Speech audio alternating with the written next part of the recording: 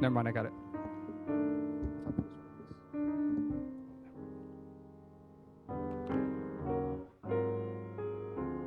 How's everybody doing? Thank you all for coming. We'll start with webcast. Webcast is going. All right, so we'll get started. Welcome everyone to what is the 16th Storm Seminar Series.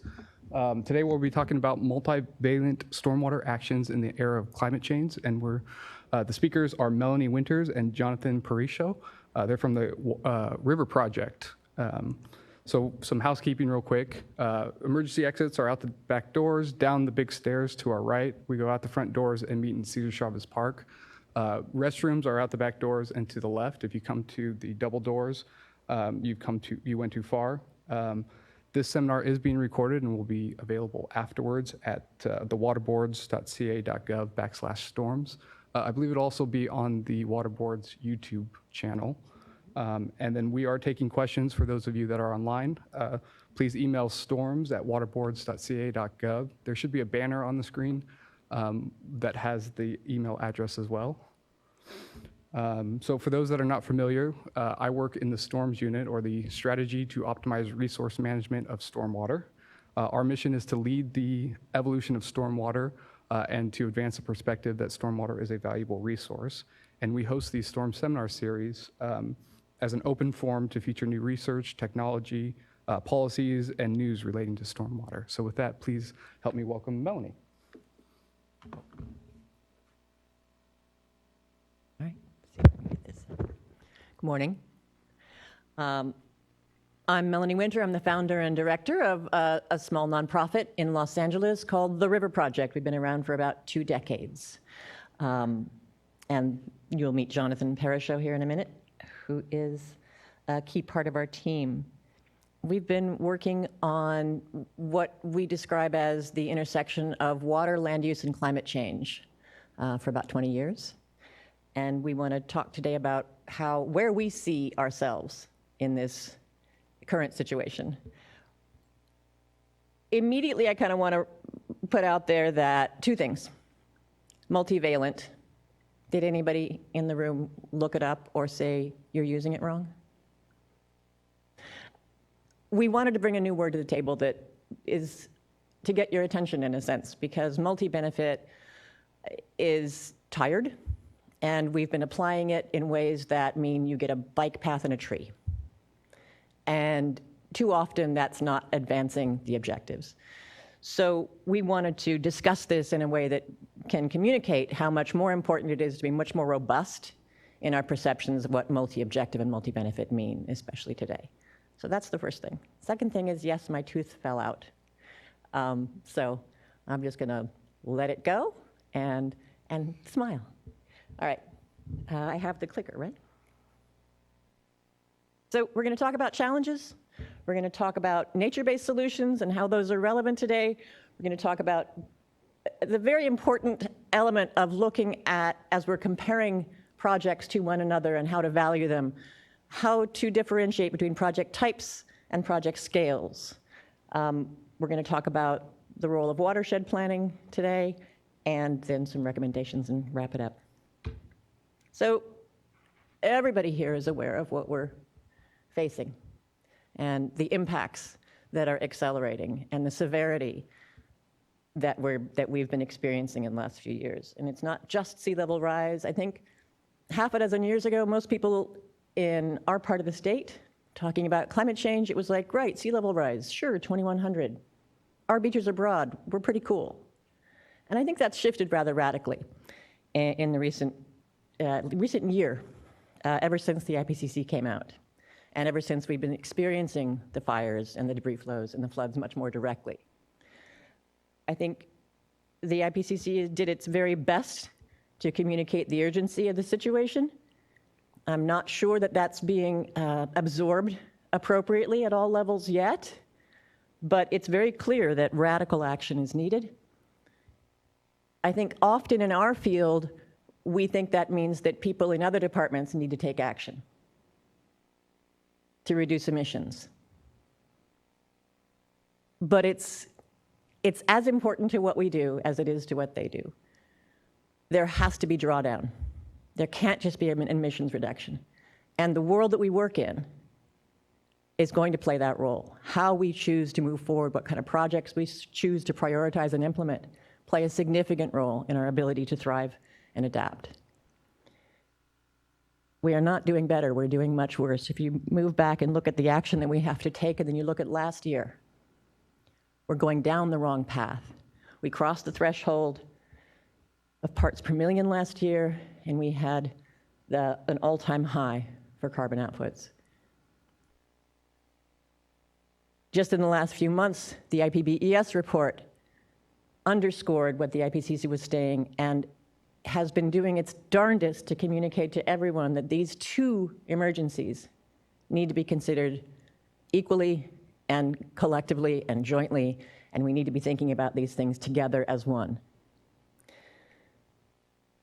Where that intersects with the work that we do is data shows that one of the principal causes of ecosystem and biodiversity collapse is land use change. We have a role to play there.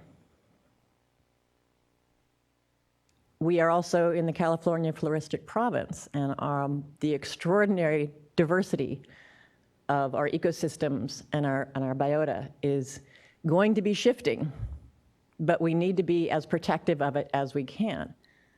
I don't think that we have elevated the role of ecosystem function and biodiversity in the work that we do in the water world to the extent that we need to be. And we're going to need to double and triple and quadruple down on that. California is all about our natural resources. That's how we PR ourselves. This is a beautiful state. Our natural resources are our biggest feature. We need to act accordingly. And again, the health of our ecosystems and our biodiversity is fundamentally at the heart of, if we want air to breathe and food to eat, then this is what we need to protect, and this is what we need to prioritize. It's not just pretty nature. It's not something that you want to protect over there and make sure people can be driven to see it. If you want to breathe, if you want to eat, if you want to thrive, we need to be prioritizing ecosystem function and biodiversity in all of our work. This was my favorite headline after the IPBES came out. And there were many, but I think this one was about as clear as you can get. So this is David Attenborough. He has been pretty out there a lot and pretty vocal and pretty public. And yesterday, I believe, speaking to the Australian government, he said, "We cannot be radical enough. This is a crisis. Transformative change is needed, it's urgent, and we have to deal with both the climate and biodiversity crises together in order to support human well-being moving forward." So what we're doing right now is not going to get us there. It's not going to get us anywhere close to where we need to be in the time frame that we have to act. There are things we can do. It means we have to shift practice. There are things that are cost-effective and that can be implemented more quickly than what we have been doing. But it means we have to shift practice. It means we have to shift the way in which we work together and how we prioritize the work that we do. These extreme events are coming more and more rapidly, and it looks like it's accelerating way beyond what we imagined. The challenge for us, outside of what we've been saying to each other for 2 decades, get out of your silos, and we still haven't gotten out of our silos. The challenge for us is we're going to need to be working with nature-based solutions and prioritizing ecosystem function. And nature is complicated and perceived by many as messy and uncomfortable. We've designed cities to get rid of the messiness, to be much cleaner, to be much more predictable. We have to get over that desire. We have to work with nature in order to survive as one of the components of our systems. We've been talking a lot in Los Angeles, where we come from, about resilience and sustainability. But we haven't yet begun to talk about adaptation in any meaningful way. And we have to be really focusing on that and moving forward on it aggressively and seriously. And there are going to be some extremely uncomfortable and very complicated conversations. But we have to start on it now, because the more we can do and the sooner we can do, the more cost effective it's going to be. We're already throwing money out the door every week. Saving $1 to 6 by acting ahead of the disaster is a pretty good conversation starter. It's a pretty good point to make. So moving more quickly towards looking at what our adaptation strategies need to be is critical. We also have to look at the kind of projects that we build. What we're used to building, what we call green infrastructure, by and large is gray-green infrastructure. The way we've been implementing it, I'm not saying in every case, but in most cases, and certainly in our region, the green part is effectively landscaping on a pretty conventional piece of gray infrastructure. It does not play a critical role in the function of that project. Most people don't perceive it as a necessary and critical functioning component of the project. They see it as, I gotta landscape this thing? All right. When we're looking at cost-benefit analysis, we're gonna have to start seriously considering carbon budgets and looking at our life cycle cost analysis much more broadly. Because we're gonna have to be investing in different kinds of transportation options, because housing is gonna have to be built or rebuilt, because a lot of that stuff that's critical is gonna require concrete, that's pretty much gonna eat up our carbon budget. I know that in Los Angeles, we have not considered the carbon costs of our transportation and our housing construction projects in our carbon budgeting, in what theoretical carbon budgeting we've done so far. I don't know anybody who has. I would love to see who has so we can all start modeling best practices.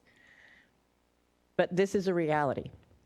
So that, in the work that we do, leads us to think, all right, then maybe we really have, if we're going to deploy concrete in sort of traditional 20th century practice, it needs to be most necessary and minimal. Most of our work is going to have to rely on nature to do the work for us.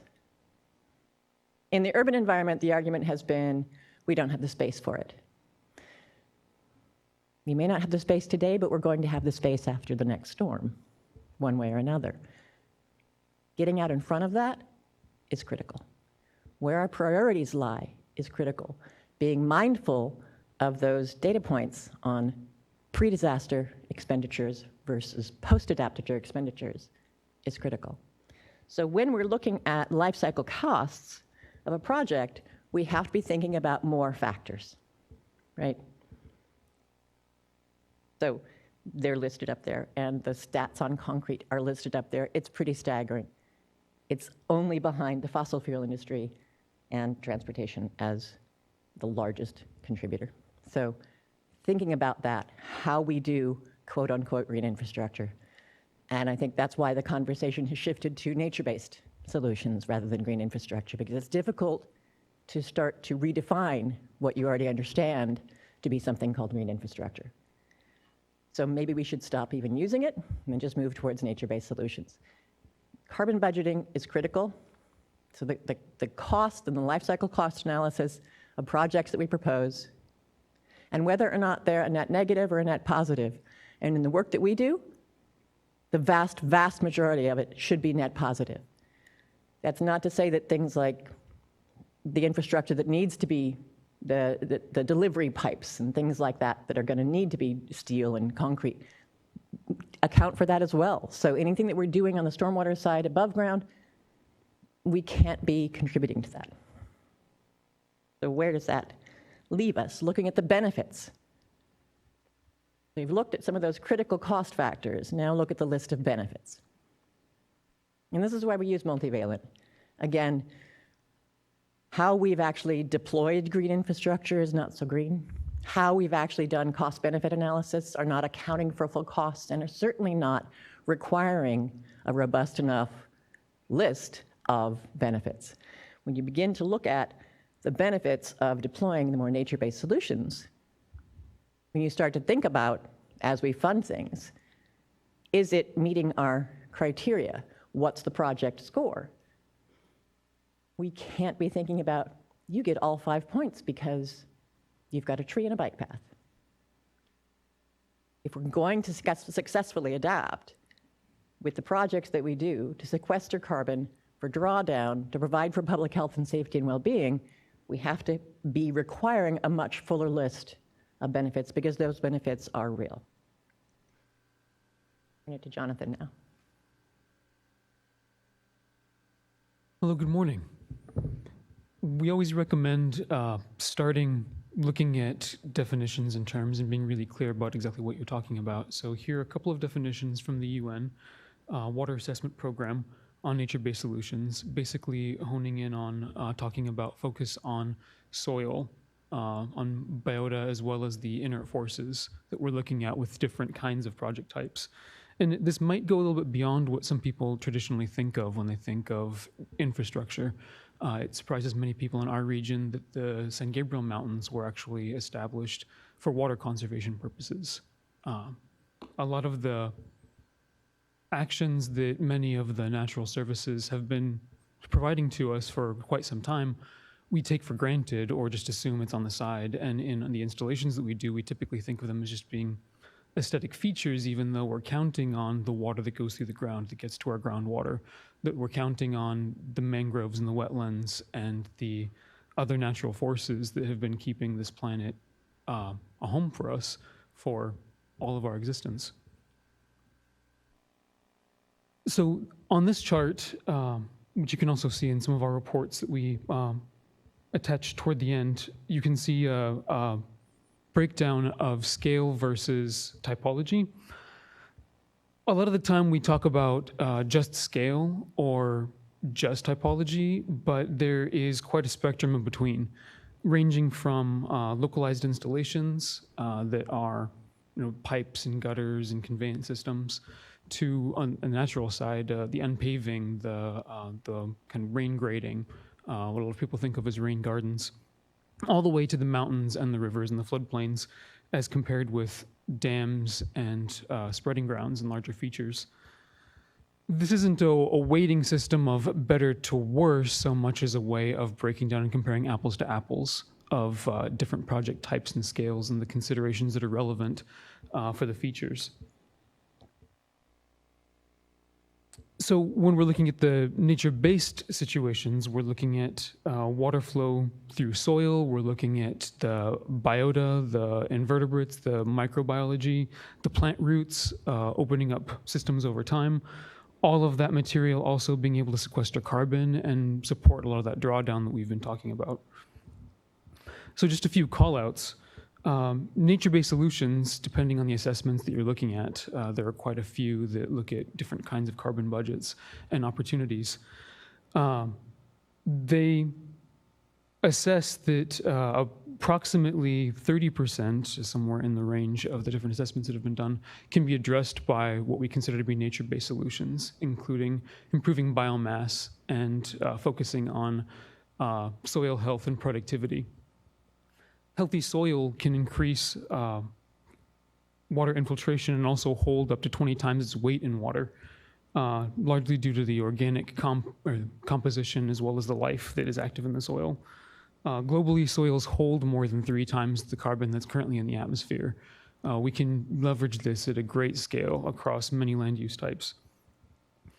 And a diverse structure of soil, plants, and trees, not just the trees, although it's easy to start quantifying, and we're still working on different measures for being able to do this, but based on street-level assessments, can absorb more than 40% of nitrous oxide, a greenhouse gas, and 60% of particulate matter.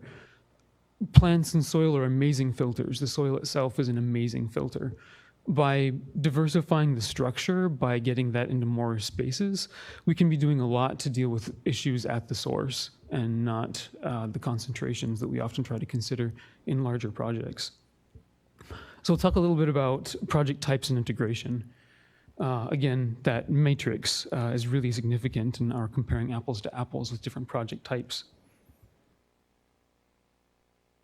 And here, this came from our water LA report out of 2018. We had talked with and worked with City of Los Angeles agencies, as well as a lot of local groups on different parameters for weighing different kinds of systems. And what we basically came down to is that a lot of the conventional infrastructure was pretty easy, and we're really pretty familiar with it, but it didn't reach anywhere near the benefits of what we consider the gray-green versus the nature-based solutions infrastructure. And the gray-green often gets to be a little bit more expensive when you're kind of just putting things on top or on the side, adding it to, not really leveraging the opportunities. But when you start looking at the nature-based solutions themselves, when you don't add a whole lot of the underground chambers and other infrastructure, when you don't prolong the infrastructure timeline for construction, the costs go down substantially, especially for retrofits. And I'll talk a little bit more about that as well. So again, a lot of people don't really traditionally think about conservation and preservation as being key infrastructure, but for quite some time now, they've been providing a majority of our water supplies here in California, from the Sierras to local mountains across our regions. On top of that, the systems that we're looking at, the systems approaches for the biology, for the water movement, the water table, is really critically impacted by all of the living organisms across these systems. So supporting those, supporting the integrity, goes a long way toward maintaining the balance and the efficiency of these systems that we assume are functioning but don't often quantify or compare against the infrastructure that we're proposing to change the landscape and the land use that we're looking at. Parks and open spaces do a lot of this as well. Although there's limited space for them in urban areas, there's a lot of opportunity to make these patches and to support those features at a smaller scale. Critically, water or wetlands, including rivers, creeks, and streams, are really performing most of our fundamental legwork within the realm of water quality, water supply. They do the most at infiltrating. They do the most at sequestering carbon, representing a much smaller proportion of the land use for the amount of carbon that they're able to absorb. And they support more species across habitat types, especially in our semi-arid regions and arid regions. Species depend on the mesic conditions that are provided by the riparian corridors that supports species integrity, richness, and diversity, as well as, again, supporting the overall functions that we depend upon. And streets occupy a huge part of our urban areas, not even counting for parking in Los Angeles. It's about 15% of our land use area. That's pretty comparable to a lot of other metro areas. It's pretty extreme and provides a lot of potential opportunity. So one of the projects that we'll also be highlighting from a plan that was developed through the River Project is the Woodman Median Retrofit Project, where it was basically just concrete that, like most of our landscapes, was sloped away to drain water away as quickly as possible. And effectively, we just reversed it, made that concave instead of convex. And that is able to absorb approximately 80 acre feet of water a year in an average rain year, over about 3/4 of an acre, 3/4 of a mile length. And then land use, obviously, is a really huge part. Globally, of course, food production is a majority of these impacts, but in urban areas, Los Angeles is an example, residential areas occupy about 60% of the area here. That's pretty typical of cities in the US. We look at this as a massive opportunity. There's so much open space around these spaces that's already being maintained to the tune of billions of dollars. And not only is that money that's not going toward reaching our regional challenges, but it is negatively impacting our systems. There was a water augmentation study done over the course of 14 years in the LA area, again, looking at an industrial site, a school site, and a commercial site. And what they found was that there was concern about constituents, pollutants getting into soil through infiltration across these areas. And what they found was that there was actually a net positive impact, that the water quality level increased over time, except at the school site. And there isn't a direct determination, but there's a very strong correlation that of the 4 constituents that were problems, there were salts, nitrates, and phosphates, which are associated with fertilizers. We're putting a lot of content into our spaces. We're putting a lot of resources into our spaces. A majority of our urban water use per capita goes toward irrigating landscapes that are not benefiting us but are causing detriments. Conversely, we looked at this, and the River Project spearheaded what we call the Water LA program, looking at home retrofits, opportunities to capture, conserve, and reuse water at the parcel scale. This was done in partnership with the City of Los Angeles agencies, looking at requirements, how to make these things easier, how to help people do the best kinds of projects in the ways that make the most sense, the most bang for your buck, basically. Also working in partnership with local organizations, nonprofits, and businesses. So we run workshops, hands-on, teaching people about the relevant factors, how to assess their properties, and how to do simple installations that anybody could make or manage on their own. We've installed a number of whole house retrofits as well as parkway basins and considered some of the factors, as well as working on design documents and streamlining policy, looking at where there are hang-ups, where there are barriers to people being able to implement these kinds of projects. So overall, the takeaways, we, through the pilots that we've done, have reduced average water use by about 25%. Over 22 homes estimated for an average rain year, capturing about 1.2 million gallons per year. They provide in one community a little over 18,000 square feet of native plant material. We mostly try to source that locally and support species that are of particular significance with the lowest amount of maintenance that we can generate based on people's also aesthetic interests. There are a lot of factors that we wrap into that, but we're really fundamentally trying to support species that are able to use the space. And the average home retrofit cost a little over $1,000 an acre foot over a 30-year expected lifespan, which is a pretty typical measure for project installations. And that is for labor and materials, not including the outreach and the engagement and a lot of the organization that we're doing around streamlining these kinds of projects. Even more significantly, the average parkway basin alone cost about $470 an acre foot.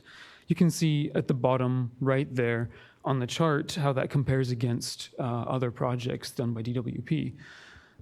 As compared with a lot of our street projects and moderately sized installations, it's really quite cost effective.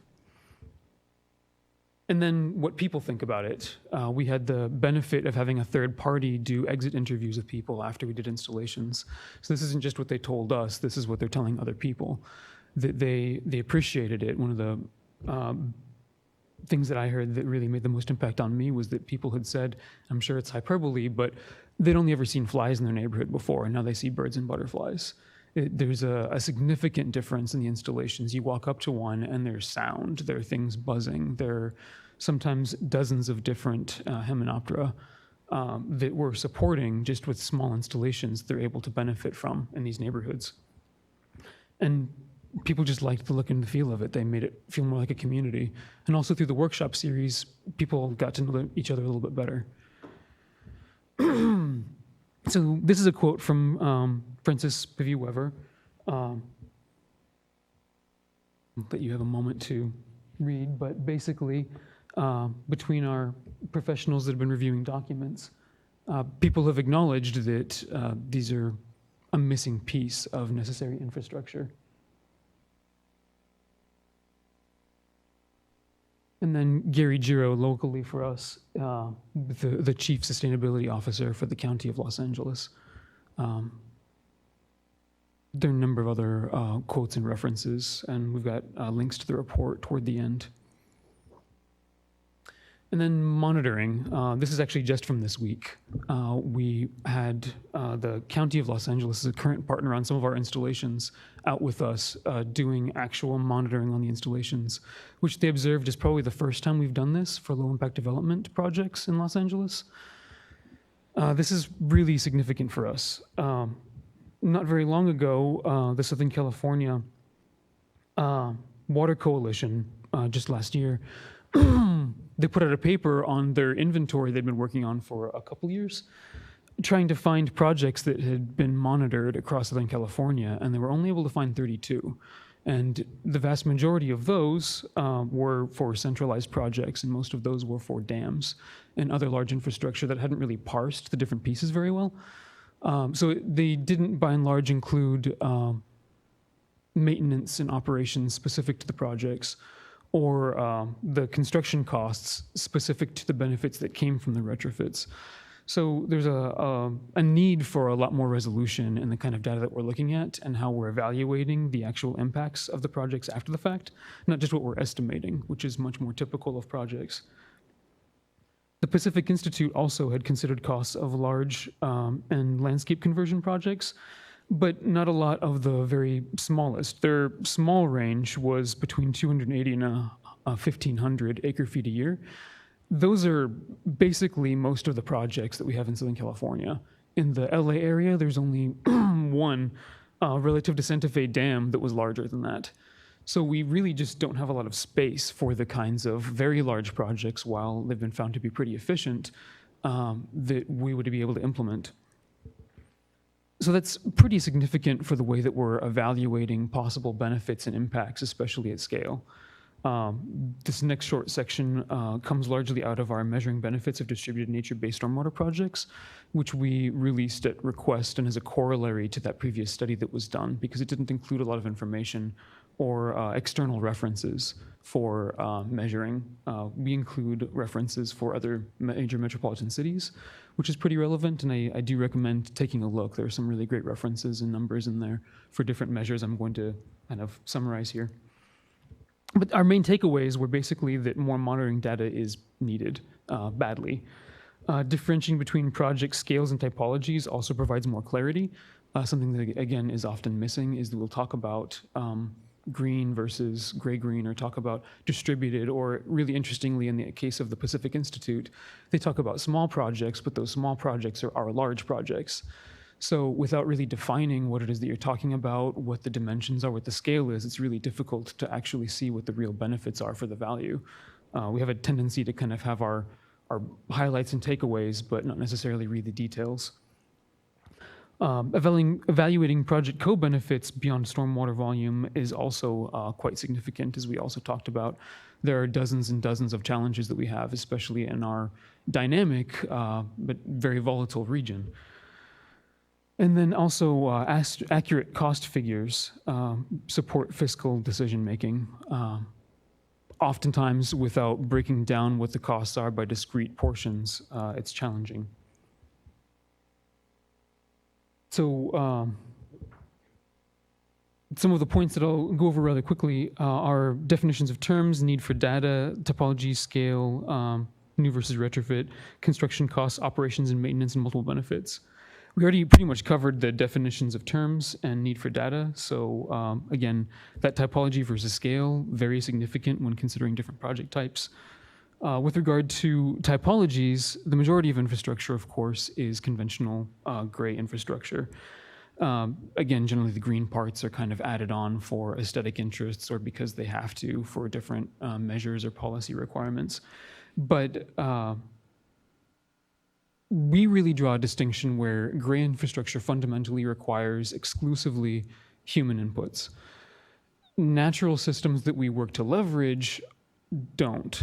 So while it's difficult for us in our built environments where humans have impacted every environment to have anywhere that is totally natural and isn't impacted and doesn't require any management, we can leverage natural forces like water flows, like flood pulses, wind, gravity, biology, in soil, for instance. A lot of the time when you have a spreading ground that's just raked, you have to keep raking it. But if you have a wetland where there's a whole bunch of stuff living in the soil, that opens up the pores over time, the invertebrates, the microbiota, the roots themselves, other animals, digging, foraging. It doesn't need to be raked because all of those organisms are already doing it for us. It's those systems that we work to leverage when we're talking about nature-based solutions. Opportunities where we can use those features, the biological as well as inert, is really definitionally what we're talking about when we talk about nature-based solutions. And the basic takeaway is that healthy forests and wetlands don't need as much gardening. And that's really what we're trying to get at. How can we use those forces to do less gardening? So at scale, implementations at different scales are all significant. All the different project types are significant. We absolutely acknowledge the different projects are all essential for what we do. That being said, there's a whole lot of in between that we're not really necessarily considering or working toward a lot of the time because it's difficult. Central projects are certainly critical for things that smaller areas can't do. The flows of rivers, sediment movement, for protected lands, for species richness. Those are things that are challenging to achieve in smaller parcels.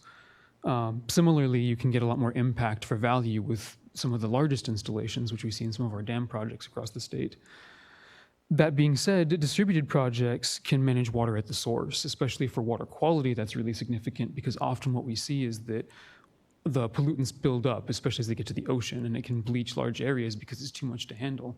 But little by little over a large area, plants' biology very effective at ameliorating polyaromatic hydrocarbons. There are things that are absolutely poison to us that are difficult to manage that a lot of organisms are actually very good at if there isn't too much of it at one time. Similarly, distributed projects can also make use of limited space. There's a whole lot of land we're not making best use of, and we're spending a lot of money not making best use of it. And a greater number of smaller projects occupying the same space can actually have more impact. There are a lot of potential reasons for that, from tributary areas to surface area to size of events. But it's an interesting feature when you're factoring for the geometry and location of project types. And new versus retrofit, this is a pretty quick takeaway. Most entities that we're aware of that have been evaluating this have basically found that retrofitting existing infrastructure is just more efficient. It takes less work, there's less that you're doing to get benefits, more than new projects. And then new thinking on what constitutes a retrofit can also be helpful. A lot of the time, we're already putting work into grading, into moving things around, doing a project, doing a street project. It really doesn't cost more money necessarily to do a little bit more, a little bit differently, grade it in a way that pulls water in rather than draining it off. And then construction costs, just real quick again, the most typical kinds of projects that we usually talk about are kind of in that mid-range. The Pacific Institute considered them to be their small projects when they were comparing the massive dam projects and the Sierras, for instance. But on average, they found that 280 to 1,500 acre feet a year ranged from $590 to $1,300 per acre foot. The Southern California Water Coalition, on the 32 projects they identified, found the median costs for those same scale of projects was approximately $6,900 per acre foot. And retrofitted projects comparatively were about $600 per acre foot. And that's considering both their life cycle as well as the typical operations costs, which I'll talk about here in another moment. At the same time, the Pacific Institute also evaluated that the most cost-effective by far projects were the retrofits, which they're mostly looking at turf removal. But that limited kind of grading that can also, again, just go concave versus convex, can absorb water for about the same time and money that you're doing installations. And what they evaluated was actually a negative cost as compared with the regular inputs, the maintenance. These projects of all types absolutely require maintenance, but it's different, and often it requires less inputs that are less carbon intensive and have less negative impacts. This correlates what we basically found, not factoring for some of those other elements, but in materials and costs alone, the average home retrofit was about $1,000 an acre foot over a 30-year expected project life, similar to the median projects we just looked at. And the parkway basins alone were about $470 per acre foot. Again, depending on tributary area and aspect. And going back to that element of when you're already doing street work, the city of Portland just has a standard practice. Anytime they go out and redo a street, they incorporate water capture into it. It's just part of what they do, so the costs basically equal out with what their existing costs already were.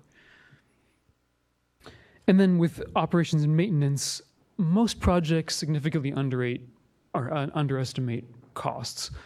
We typically see there aren't funding allocations in the first place, and then it takes a lot of work to actually run and maintain projects in general. And we don't do a very good job of parsing that out and breaking it up for the different factors for different project types. So it's really difficult for us to quantify. But the Southern California Water Coalition was basically taking off from the Integrated Regional Water Resources Plan, the 3% of capital costs. And based on that, centralized projects ranged from $5,000 to a little over $460,000 a year, with a median cost of $35,000. Comparatively, at that same rate, the water LA retrofit projects, the home retrofit projects,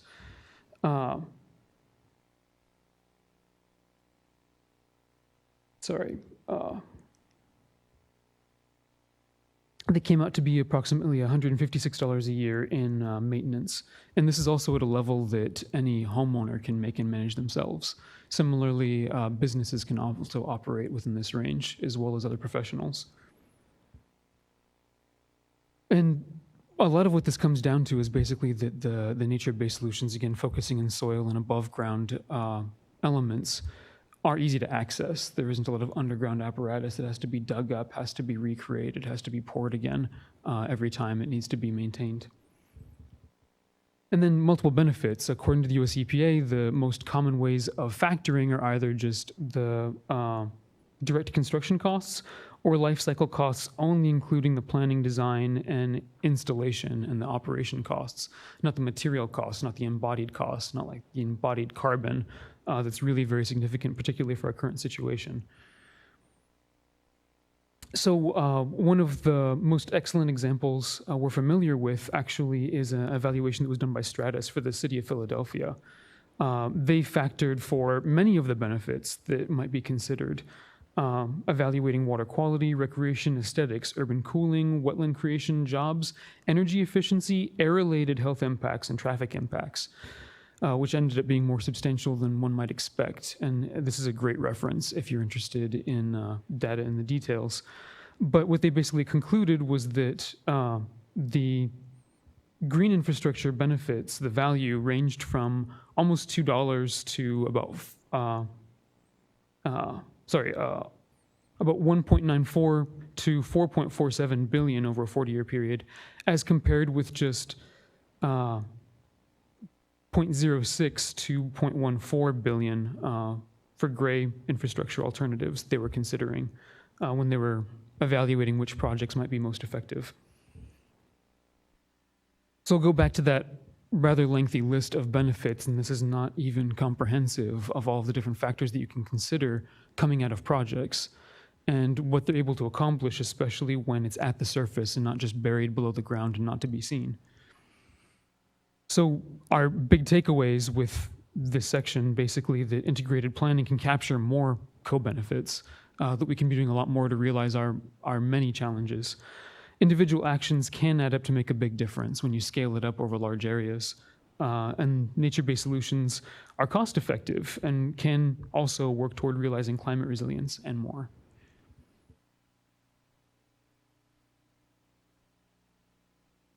Thank you. So how do we start incorporating all of this in our planning efforts? Watershed planning, you all know the definition of watershed, I take it. Up here, I think it's a little more understood, a little more common. In Los Angeles, we're still having conversations around, should we use that word? Does anybody know what it means? And we've been having that conversation for 25 years. And I've always felt that, public agencies have the ability to educate the public on what that might mean. But we haven't taken that big step down in SoCal yet. One can continue to hope. A watershed analysis. This is critical to watershed planning, to understand how to go about this process. And then watershed management, also not super well understood or super well practiced. I can say for a fact, not super well practiced in Los Angeles, and I expect not super well practiced statewide, with some small exceptions. We do need to be working from a much broader, much more comprehensive, much more holistic, much more integrated approach in this moment in time that we are now.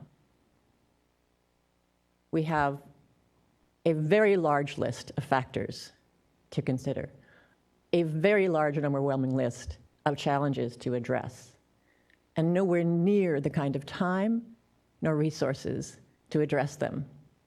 Certainly not to address them individually, and unless we start getting much better at interdisciplinary planning and collaboration,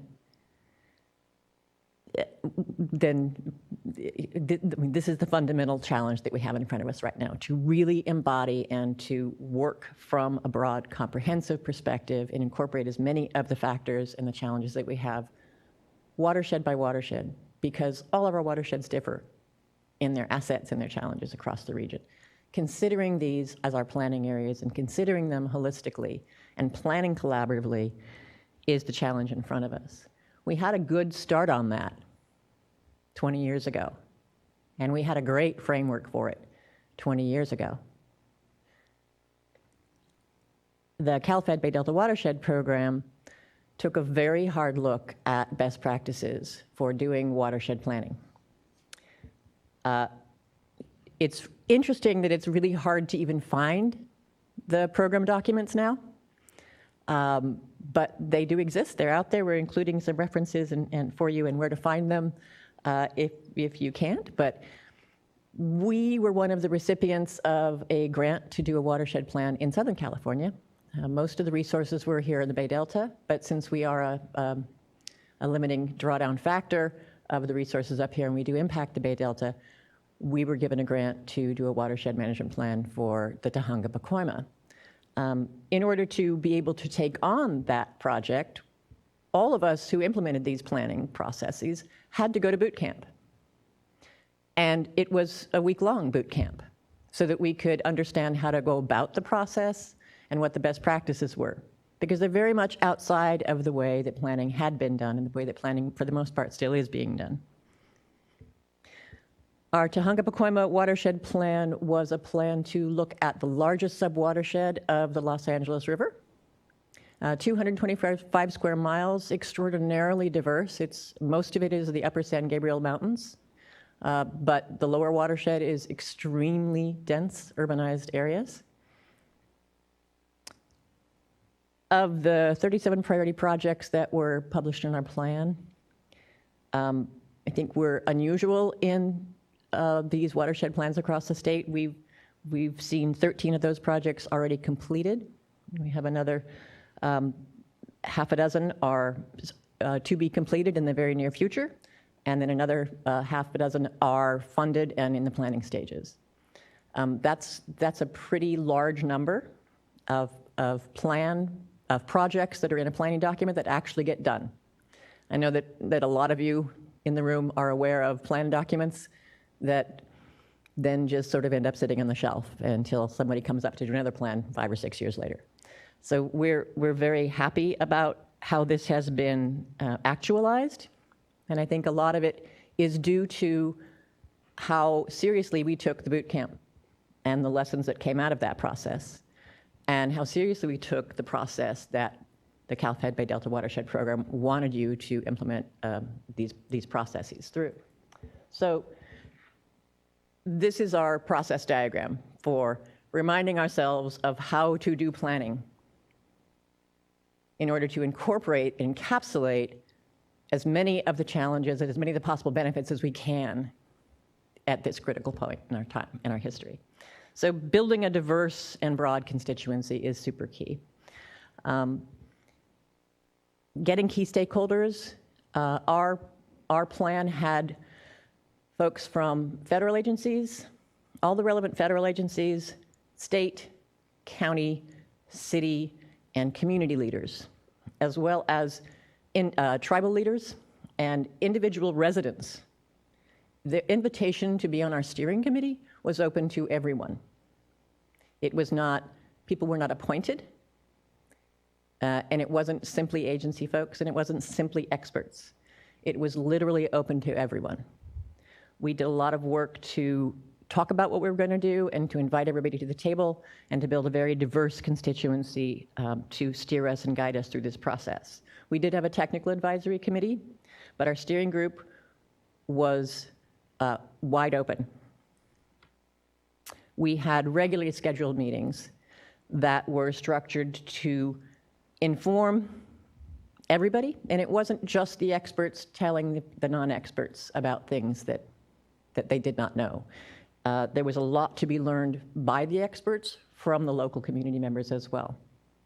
As we went through this process, we did not just stop with the folks who had joined our steering committee. We also went out regularly into the community and worked with, in Los Angeles, we have these things called neighborhood councils. So all communities are organized geographically around their community areas, and they have neighborhood councils. We went to each neighborhood council in the watershed and worked with their planning and land use committees.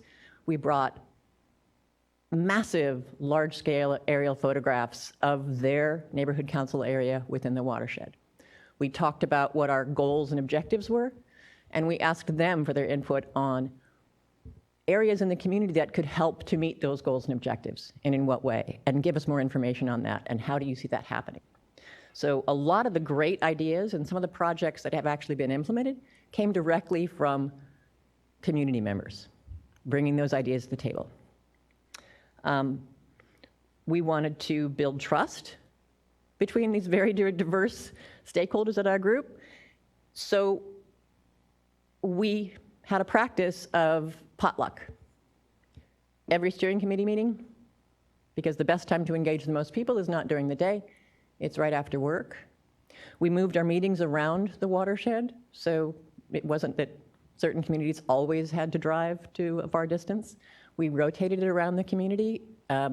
We always sort of took a poll on where we should go next or what the next meeting should be, and we had potluck dinner every meeting.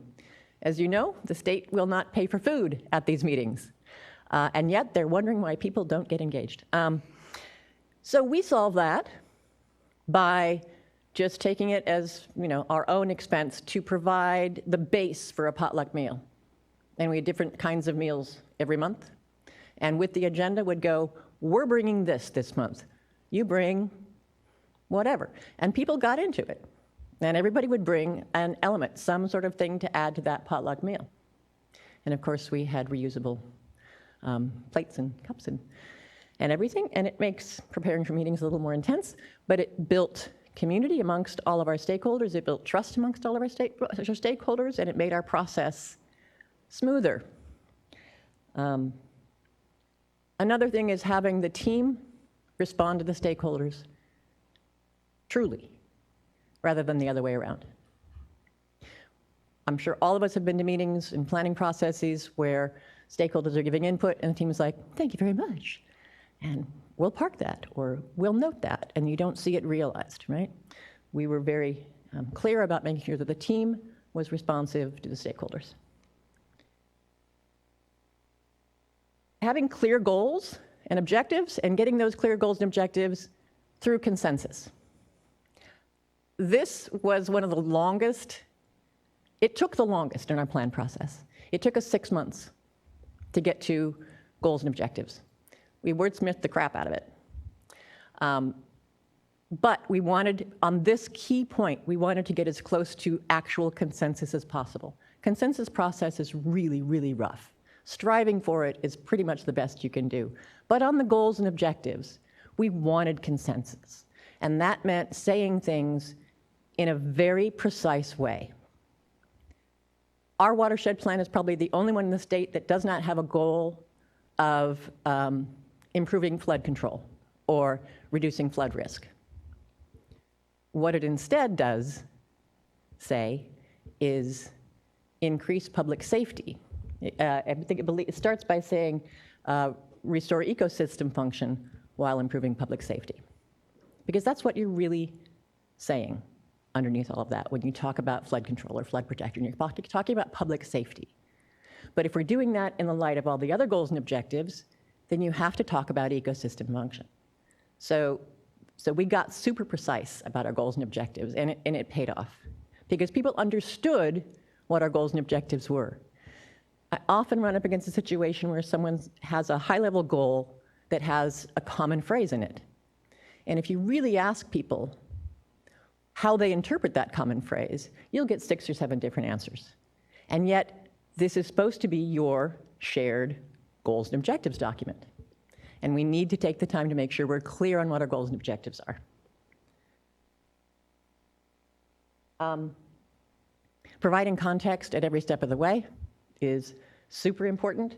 It goes both ways. The dialogue as you go along so that everybody feels comfortable in their level of knowledge, whether it be about technical or about social. Generally, we're heavy on the technical and a little weak on the social. So having experts on both sides understand each other and be comfortable with each other's relevant factors is key. Of course, the process begins on the technical side with an inventory of existing conditions. To being able to get through what we know and what we might need to know. Getting to the next step of then taking it and analyzing what the state of your watershed is or the state of your planning area is the next step, and looking at trying to find projects that are going to improve that state. So high-level goals in the CalFed program were making sure that the projects you identified were equitable and affordable, durable, timely, and adaptive. And they also said implementable. But I think a lot of that gets lost as we start doing these processes. It's good to remind ourselves. And we really need to focus on supporting ecosystem function and natural system function as we identify projects. Compiling the results in a way that people can understand is also very important. We had a lot of dialogue about our watershed management plan, the final document. My question was, who is our intended audience? And we really did want to have the broadest possible readership. So we used an 11th grade filter. We put in quotes and anecdotes. We used a lot of graphics that may not be data graphics. We chaptered it in a way that could be accessible, that could be used by people for a long time moving forward.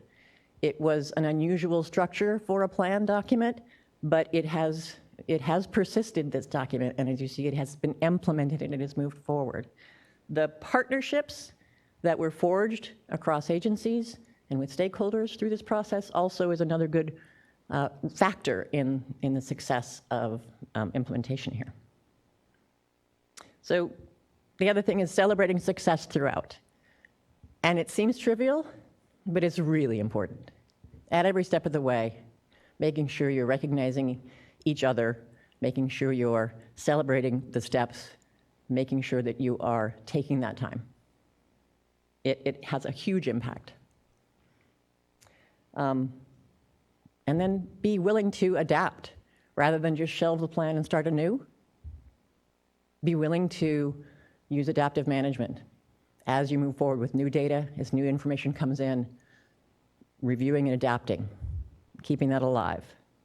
Leveraging existing work before investing in something wholly new.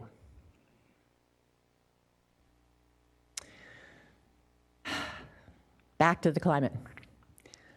We need to be incorporating relevant data into our planning work right now. And the most relevant data we need to incorporate, and by and large we are not incorporating fully, is the climate data. And the social science data as well. Because if we're going to recognize the severity of that climate data as it impacts our options, we have to look at what that means on the social side of things. We are dealing with adaptation at a really significant scale. Coastal retreat, managed retreat, floodplain buyback programs. You cannot think to yourself, I can't do that because people are involved. And I've literally heard agency folks say that we can't consider it because humans. All these things have to be incorporated, and we have to be looking at the social side as well as the climate data side. Unfortunately,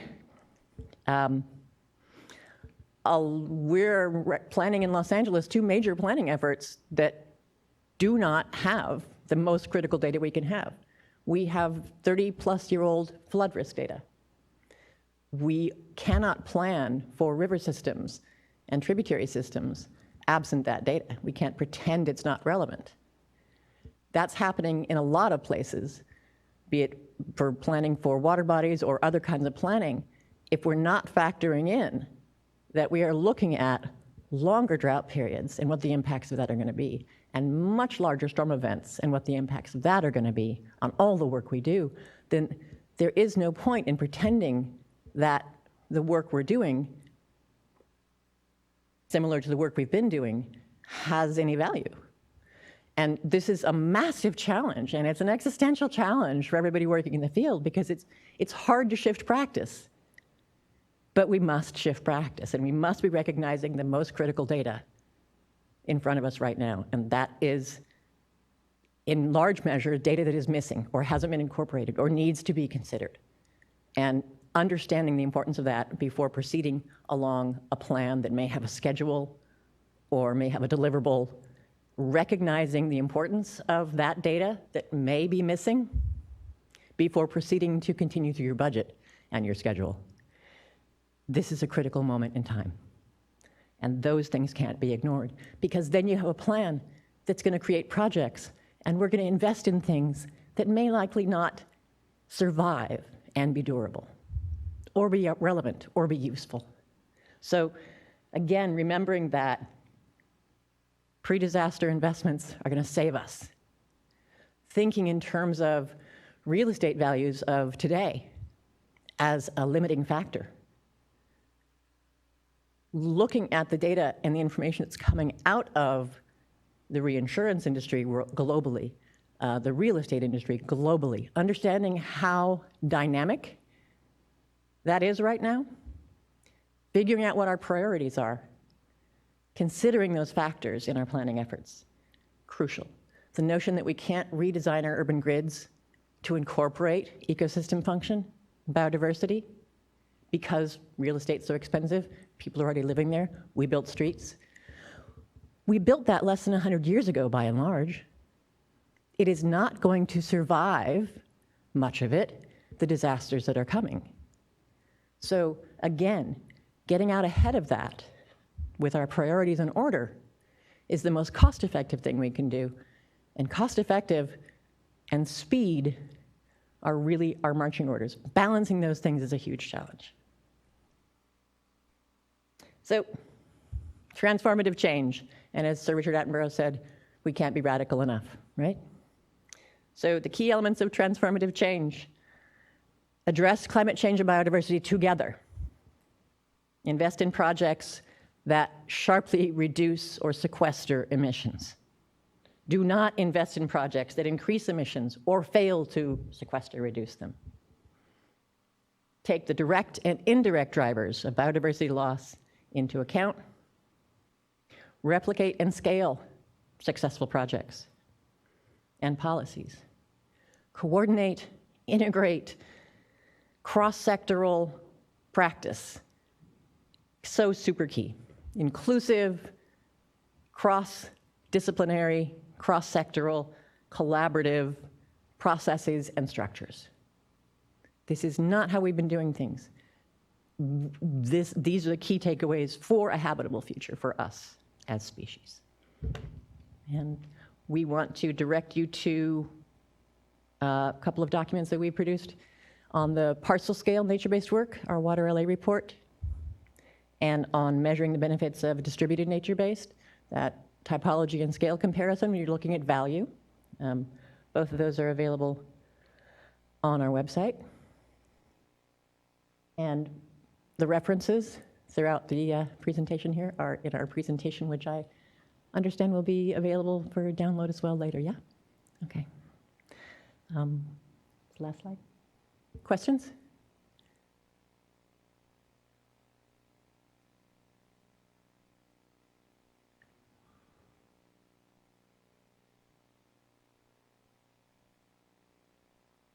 Yeah?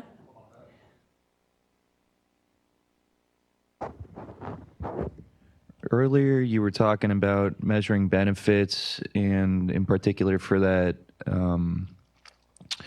where you did 22 homes and you tried to retrofit them for better water and probably did some landscaping stuff. And you were talking about the per acre foot captured cost of being a little bit above $1,000, and then you compared that to another cost like around $400 for, what was it, a park capacity? Parkway basins. Parkway basins. Can you define that term, please? Yeah, Jonathan, find the slide. So we had 6 key project types, all found on a foundation of building healthy soil and native landscapes. One of those project types is parkway basins. So this is a project typology that's been used across the country. Tucson is a place where these have been implemented a lot, and we relied a lot on folks who really pioneered these in Tucson for guidance in designing these for Los Angeles. So the parkways are that area between the curb and the sidewalk. Not all communities have that, but when you do have communities with a curb and then a parkway of some width and then a sidewalk and then their property, you often have street trees there. We found that in the drought, street trees were stressed by people conserving. We also see in Los Angeles that street trees that are in a parkway that has turf in it, often the roots will be kicking up sidewalks. We also are looking at the, managing stormwater on site in a distributed way as much as possible. So if you do a curb cut and then allow the stormwater to take a detour into a parkway basin, then you're going to be reducing peak flow of certain storm events. You're going to be bringing polluted stormwater into a healthy soil system that can remediate it throughout the entire system, so those pollutants aren't aggregating as they go downstream. You are, in many cases, recharging local groundwater basins. You are continuing to build healthy trees and plant assemblages that are going to sequester carbon, that are going to provide community cooling, that are going to allow those trees to thrive and survive without having to have potable water inputs. It sort of checks every potential box that you could want from a small scale, super easy, low cost, low carbon project. Yeah. Yes. You mentioned a 30-year expected life cycle for the home retrofits. Yeah. And I'm curious if there was some sort of mechanism, like an agreement that was signed with the homeowners to kind of ensure or protect your investment in the retrofit over that 30-year time frame, and if so, what that looked like and how you incentivized the homeowners to make it worth their while to kind of take that risk and agree to whatever those terms were. Right. So we didn't require 30 years. That's a big commitment. But we did require them to steward them for 3. Was it 3 years? 3 years. Because it was the first time out the gate. Our homeowners were all self-selected. We didn't choose a neighborhood and say, you're on board. We chose a community and went out and talked in the community about what we wanted to do. People self-selected based on a wide variety of reasons. One of them said she didn't want to see her Volkswagen floating down the street like she did in the last big storm. Somebody else wanted to make sure the kids could cross the street safely to get to school in a storm. Others had stopped watering their landscapes due to the drought. They wanted to see something beautiful again. Others wanted to save money on their water bills. A lot of different reasons for people getting involved. Everybody chose their own suite of projects. Everybody had to attend all the hands-on workshops. Everybody gave us access to their water bills.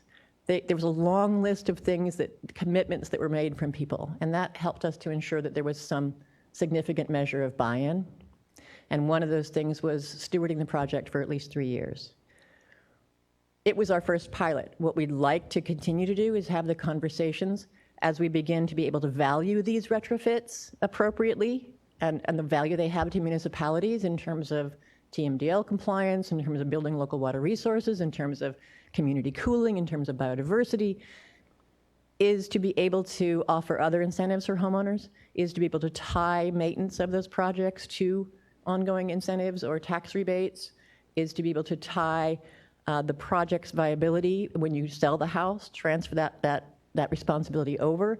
Those are sort of the next steps as we move through this. We have an opportunity to do that in Los Angeles County because of Measure W. These conversations are ongoing.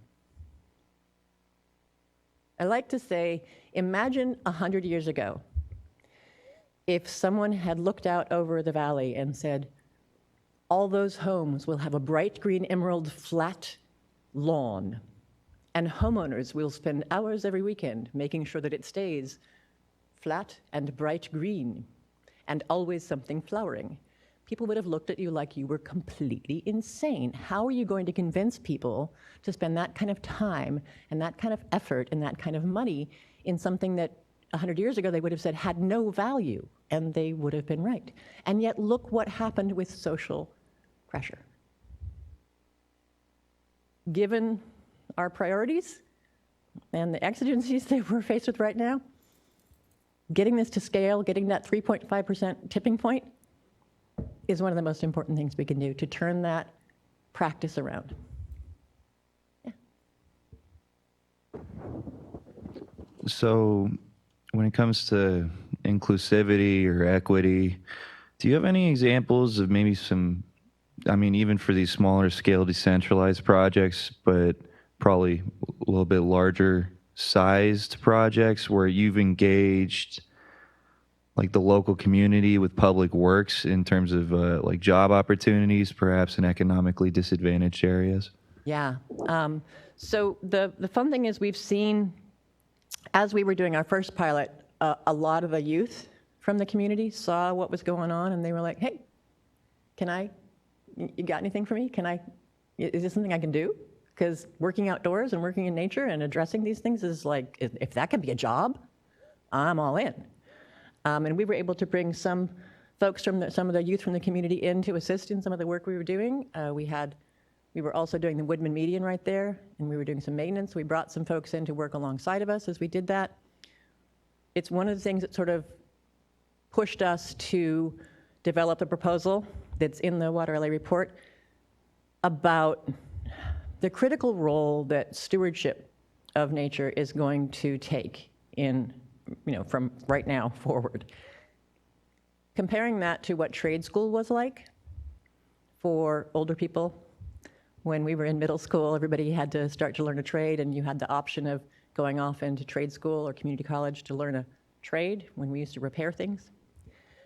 This is that corollary now, getting that curriculum into the community college district so that this is not a niche, super professional, re-education, but it is from high school, community college on, learning how to design, site, implement, steward nature-based solutions, where those stewards can be community-based, where you can see what the impacts are, where you can be a community-based stewardship.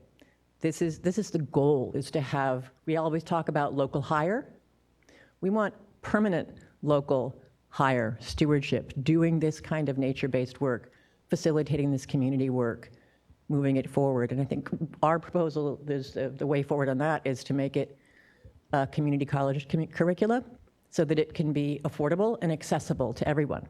It's not something that you have to go to on a weekend, pay an exorbitant price for. It's community college, which many people can get for their first couple of years for free. It's accessible to people who are already working. So the proposal is to move that forward. We really see the stewardship and the continuation of this as best coming from local communities, and the desire to engage in that as a job is in every community we've been to.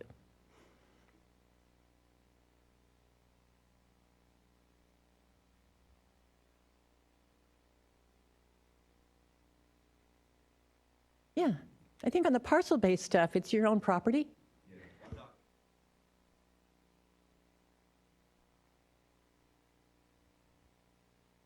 Mhm. Right.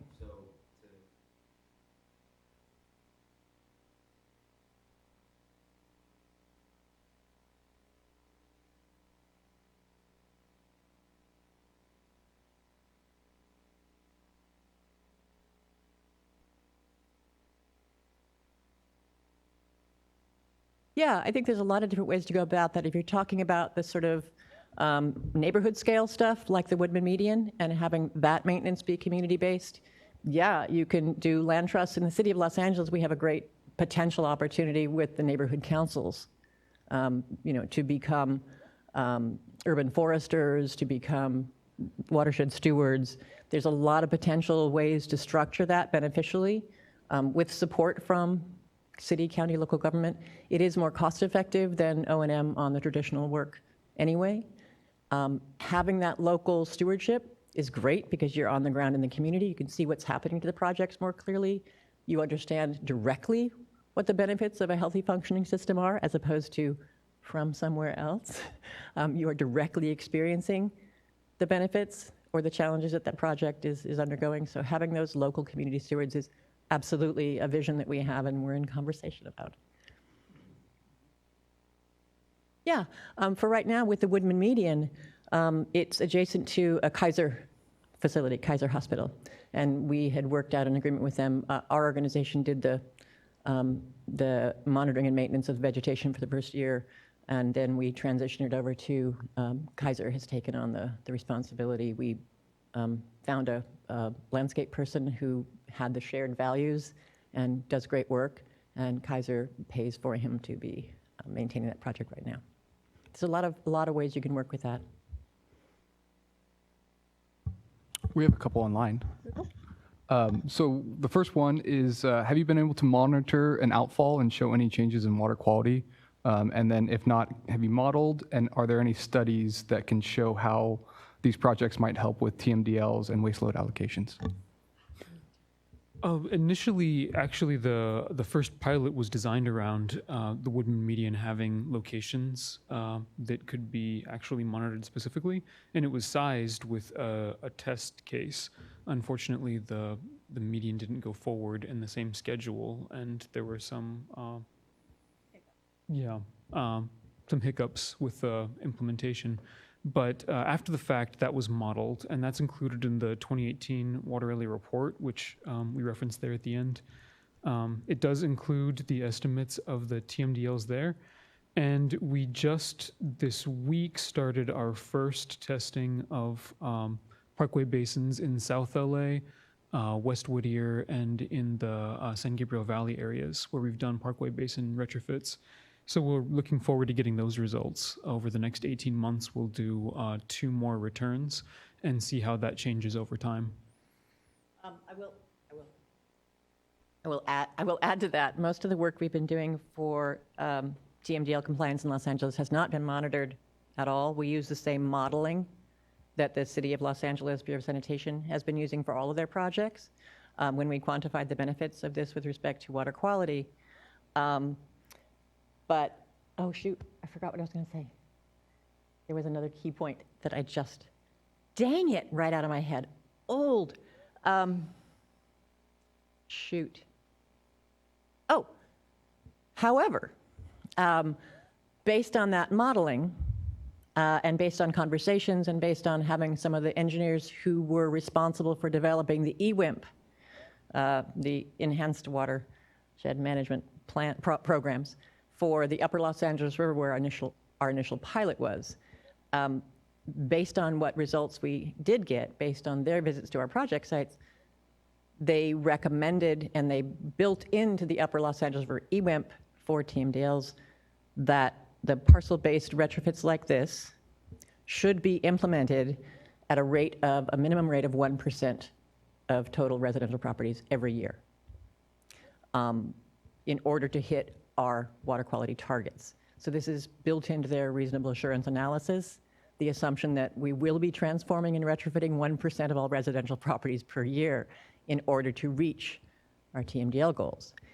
Similarly, the Stormwater Capture Master Plan that was done by the City of Los Angeles for groundwater recharge recommended a conservative transformation rate of 1.4% of all residential properties per year and an aggressive rate of 4.4% of properties per year. The County of Los Angeles's Basin Study for Conservation, so you've got 3 plans: water quality, groundwater recharge, and water conservation, also recommended a rate of transformation of residential properties to begin immediately, to be ongoing. So we've got people for groundwater recharge, water conservation, and water quality, all recommending this work moving forward for those values. I have a few more. Thank you. The first one is, can you speak to the conflict between capturing stormwater in street medians and public safety during intense storms? Do they lead to hydroplaning, or is there studies that you can point to for the public safety? We don't have specific studies on the evaluations that we've been looking at. Similar installations have been implemented for a couple decades in Tucson. Some in New York are going on almost 10 years old now. Portland, of course, has been for quite some time. We design the Parkway Basin specifically that we were highlighting based on what they've been doing in Tucson for quite some time now with the water management group. We call them eddy basin systems. Rather than a flow through, you may be familiar, water is a solvent and accelerates erosion, especially with velocity. But with the basin configuration, that one will do, the water goes in, it swirls around, which dissipates the flow. There's a drop, which reduces the flow. As it fills up, the water just moves past. It doesn't move up over unless the water was cresting the curb anyway. Do you have any data on the life cycle of these green streets? Are they typically half the longevity of ordinary streets, or? That depends on the project configuration. There are some that have chambers, and of course they can fill with sediment over time. With the surface installations, in other municipalities, what we've seen is they pretty much hold up, but it's not clear given some localized conditions in Los Angeles, like with the amount of organic material coming down streets. We have a lot of conventional landscapes that have a whole lot of green waste. What that might mean, we expect that as we've seen anecdotally, infiltration rates increase over time, but it could be that sediment builds up and soil levels build up to where they might need to be cleared. But similar kinds of configurations, like the stone stacking that we employ, that's held up for the better part of a century in a lot of park installations. So there's a lot of evidence to indicate that they could potentially have a much longer life than 30 years, but we don't have specific studies detailing that. Can you speak a little bit more to the clogging and maybe O&M that might be associated with street medians? Sure, yeah. One of the biggest points, you'll notice that the aperture, the opening on the Parkway Basin, we get that to be 1.5 to 2 feet wide. That's really critical for water being able to flow in. Smaller apertures clog up really fast. The first ones that were done in the LA area were just pipes, and they basically didn't function. So having a wide enough opening to be able to allow debris to move in. One of the maintenance protocols for participants is just sweeping some of that debris out. They do collect trash periodically. The leaves do build up in the catch basin portion, which you can see there in the front at the top right. And then soil buildup. I mean, the same thing that happens in forests and prairies, layer after layer of material over time will eventually create deeper soil structures. And that depends on the amount of inputs, and that varies by street and location. And this is the last one I have, and it's about gray infrastructure on a community scale versus residentials. And they said that a student at Davis modeled a Davis neighborhood and found that getting 75% of residents to direct street-facing roof runoff to garden spaces has as much impact on runoff volume as retrofitting low-density rain gardens throughout the neighborhood that has a cost of 12,000 acre-foot infiltrated. Do you think that there's some justification for offering residents some public rebate dollars to retrofit yards in lieu of public dollars for infrastructure? Getting people started, basically. In a lot of instances, people are really interested in doing things like this, but don't know how or where to start. Right now, we don't really even have a lot of resources on where to go to get more information. That's a lot of what this program has been about, is really developing those resources for people to be able to access. That's a huge part of it. Building up capacity, training. We've talked about really needing a certification program, building confidence, making examples, having examples. These are all things that we really critically need in our region. And I don't know if you'd like to add to that. On the incentives and the rebates, I think if you're familiar, in Los Angeles, we just passed what's called Measure W, which raised property taxes based on your impervious surface. So fundamentally, you're being taxed for your runoff. So we contend that if people are being taxed for their impervious surface area that creates runoff, it should be the effective impervious surface area, really based on what your runoff is from your property. And if you can be incentivized to make those retrofits, that's the ultimate goal. Some measure of those revenues should go towards incentivizing property owners to manage stormwater on site for as many of the benefits that we need to be capturing as possible. Investing in those kind of incentives is how we get much faster to where we need to go, much more cost effectively. We would contend that the kind of projects we've been building are super expensive, take more time, and can ultimately benefit far fewer people. So rather than setting aside, a $40 million project over here, taking a chunk of that and putting it into an incentive program that people will gobble up pretty quickly is a really good investment. We have been able to advance our practice for turf rebates in Los Angeles. Initially, it was just tear out your turf, and we hope that it all goes well. We had a situation a few years ago where they increased the turf rebates. Everybody got in. People weren't sure what to do. A private contractor said, give me your rebate, I'll take care of it. But there was synthetic weed cloth put down, gravel put down, and a sort of chessboard full of maybe 3 or 4 different natives put down. So what happened was we lost the ability to infiltrate water, to build healthy soil, to reduce temperatures, and in point of fact, we increased temperatures, we reduced the capture of water.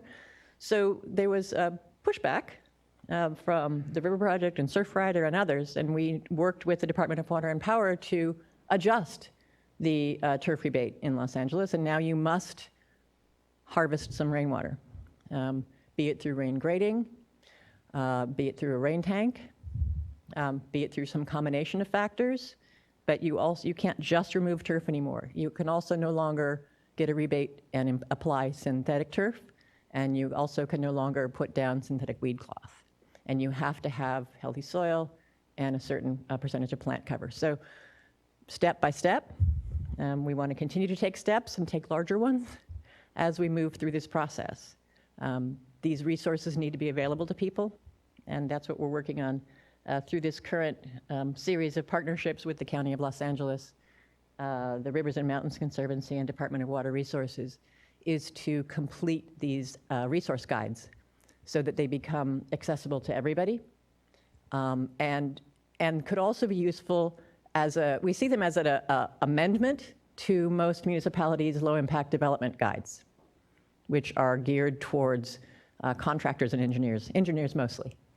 But this is something that bridges that gap, that can be used for voluntary implementation, and that can be understood by all peeps. So that's where we're going with this. All right, well, with that, please help me thank Melanie and Jonathan.